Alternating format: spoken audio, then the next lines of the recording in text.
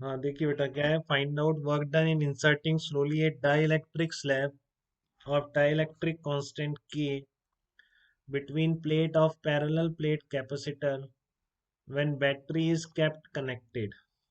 ठीक है, कि अगर बैटरी आपने लगा के रख रखी है तो स्लोली इंसर्शन में वर्क डन कितना होगा।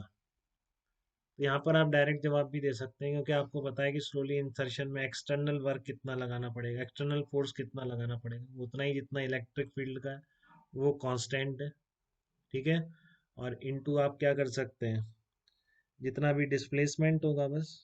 अगर एल लेंथ है मान लो कैपेसिटर की, ऐसे ही तो है ये इस तरह की प्लेट अगर मान लो ऐसे ही तो इंसर्ट कर रहे हैं आप, जैसे मान लो तो यहाँ पर मान लो इसकी प्लेट अगर एल है, तो आपको पता तो है कि स्लोली इंसर्शन में ये फोर्स कितना लगाना है, जितना आपने अभी निकाला है, तो वो कांस्टेंट फोर्स हो जाएगा। और माइनस, ठीक है ना, माइनस कर देंगे, minus epsilon naught B V square के minus one two D into L हो जाएगा। ठीक है ना, अब ध्यान रखो यहाँ पर कैपेसिटेंस सी की टर्म में कन्वर्ट कर लेना है आपको, क्योंकि वो नहीं दे रखा है बी और वो सब नहीं दे रखा है, तो आप रिमूव कर सकते हैं कैपेसिटेंस। ठीक है, बट मैं आपको एक बार जनरल प्रोसेस बता रहा हूँ, मान लो चाहे से आपको फोर्स का डायरेक्ट एक्सप्रेशन से ना लिखे आप। ठीक है ना, तो आप बिल्कुल एनर्जी इक्वेशन की प्रैक्टिस करिए, क्योंकि आगे वही जरूरत पड़ेगी सेकंड केस में, आप फोर्स क्योंकि कांस्टेंट नहीं आएगा। ठीक है ना, तो आप यहीं से वो मेथड सीख लीजिए, कोई दिक्कत नहीं। Work done by battery plus work, वही इक्वेशन लगा रहा हूँ अब पूरा।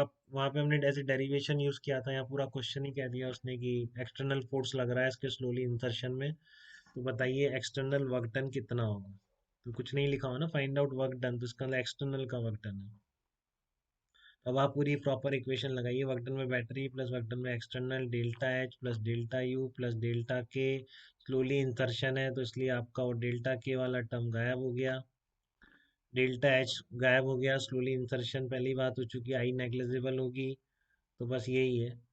ठीक है, तो अब आप इसको वर्क डन बाई बैटरी कितना होगा, पूरा यहाँ से यहाँ तक में charge phloem through the battery कितना होगा। देखो बताओ, पहले ऐसे बैटरी लग रही थी तो चार्ज सी इंटू ई था, जब आपने डाइलेक्ट्रिक रख दिया तो चार्ज कितना होगा, के सी इंटू ई होगा। तो चार्ज फ्लोन कितना हो गया, के सी माइनस सी इंटू ई, सब बच्चों को पता है एकदम अच्छी तरह। ठीक है ना, कि अगर आपका चार्ज फ्लोन कितना होगा, final charge minus initial charge, तो फाइनल चार्ज है के सी, इनिशियल था सी, तो वर्क डन बाय बैटरी हो गया के माइनस वन इंटू सी इंटू ई इंटू ई, तो ये के माइनस वन इंटू सी स्क्वायर। सबको आ गया, पहले ही सीख चुके हैं अपन ये वर्क डन लिखना। वर्क डन बाय बैटरी आ गया। ठीक है, और ये वर्क डन एक्सटर्नल आ गया, इक्वल टू, एक्सटर्नल का निकालना है आपको। अब यहाँ से यहाँ तक ये प्रोसेस, इस प्रोसेस के बीच लगा दी, वहाँ पे मैंने स्मॉल इंटरवल डी एक्स के लगाई थी, क्योंकि मुझे वो डिराइव करना था। ठीक है, मुझे पता नहीं था कुछ भी, लेकिन मैं अब यहाँ पर ये पूरी एनर्जी इक्वेशन इस स्टेट और इस स्टेट के बीच लगा रहा हूँ। ठीक है ना, ये पूरी एनर्जी इक्वेशन मैं इस इनिशियल स्टेट से फाइनल स्टेट के बीच लगा रहा हूँ। तो आपका work done by battery clear है इसमें बिल्कुल, डेल्टा यू आपको क्लियर होगा, final energy minus initial energy, यहाँ पर हाफ सी स्क्वायर थी, यहाँ पर हाफ के सी स्क्वायर होगी। तो आप देख लीजिए यहाँ पर एक्सटर्नल वर्क डन क्या आ जाएगा, ये आ जाएगा माइनस वन बाई टू के माइनस वन इंटू सी। याद बात कुछ नहीं करना है, केवल फोर्स का फार्मूला याद रखना है। और ये एनर्जी इक्वेशन याद थी, बस मैं यहाँ पर एक्सटर्नल मैंने और ऐड करवा दिया। इसी को मैं शायद दूसरे तरीके से भी बता रहा हूँ, या फिर वही जैसे एक्सटर्नल का एक्सप्रेशन आपने याद कर लिया, एग्जाम में आया तो ये रटा हुआ हो तो डायरेक्ट कर देना, ऐसा इसकी जरूरत नहीं।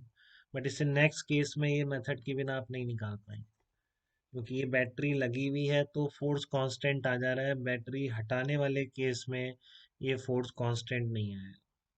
ठीक है, तो इसलिए आप यहाँ तो इससे भी लिख पा रहे हैं, epsilon naught B V square के minus one upon two D into L कर दिया, और यहाँ पे देखो एल इंटू बी एरिया बन जाएगा, तो epsilon not a by D की जगह आपने क्या लिख दिया, सी लिख दिया। ठीक है ना, अगर आपने उस फार्मूले से किया, मान लो आप ये नहीं लगा रहे और ये भी ऐसा आ जाए बैटरी लगे लगे कितना वर्क है। ठीक है ना, एक्सटर्नल फोर्स का कितना वर्क है, तो आप इसी से कर दें डायरेक्ट, फिर अभी आपको इसमें जरूरत नहीं है, ये तो just सीखने के लिए था आपने। ठीक है, तो क्योंकि ये आपको रटा हुआ होगा ना, मैंने बोला याद रखना है बिल्कुल, epsilon naught B V square के minus one upon two D. अगर वी वोल्ट की बैटरी लगी हुई है और डाइलेक्ट्रिक इंसर्ट कर रहे हैं, तो स्लोली इंसर्शन के लिए एक्सटर्नल फोर्स इतना हमेशा लगाना पड़ेगा कि एक कांस्टेंट फोर्स उस पर लग रहा है, आपको एक्सेलरेशन नहीं आने देना है। ठीक है, तो एक्सटर्नल फोर्स इतना मेंटेन रखना पड़ेगा, तो एक्सटर्नल फोर्स का वर्क हो जाएगा कांस्टेंट फोर्स होने की वजह से केवल एल से मल्टीप्लाई कर दीजिए। आपको पता है कि वो अंदर खींचता है, तो एक्सटर्नल फोर्स अपोजिट डायरेक्शन में है, इसलिए माइनस भी आ जाएगा। अब एल इंटू बी बन जाएगा एरिया, ये एल है ये बी है तो एरिया बन गया, और epsilon not a by D capacitor बन गया। इस तरह का आंसर आ गया। तो इस प्रोसेस में बेटा दिक्कत किसी को एनर्जी से, इक्वेशन से या